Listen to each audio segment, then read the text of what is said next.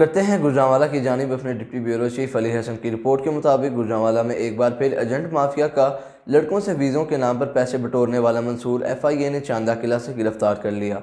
गुजरांवाला के रिहायशी अबू बकर का कहना है कि मंसूर ने हमसे सऊदी अरब के वीज़ों के नाम पर पैसे लिए और जाली वीज़े हमको दिए और फिर फरार हो गया। अबू बकर ने बताया, मंसूर एजेंट ने हमसे 5,50,000 रुपए और पासपोर्ट लिए। कुछ लोगों को वीज़ा ना मिला और कई लड़कों के वीज़े जाली निकले और कई लड़कों के पासपोर्ट लेकर मंसूर फरार हो गया। मंसूर नामी शख्स जो कि एजेंट है, उसने आज कई लड़कों से पैसे लेकर दोबारा फ्रॉड करना था। लड़कों ने FIA से राब्ता किया। FIA ने कानूनी कार्रवाई अमल में लाते हुए मंसूर को प्रूफ के साथ गिरफ्तार कर लिया।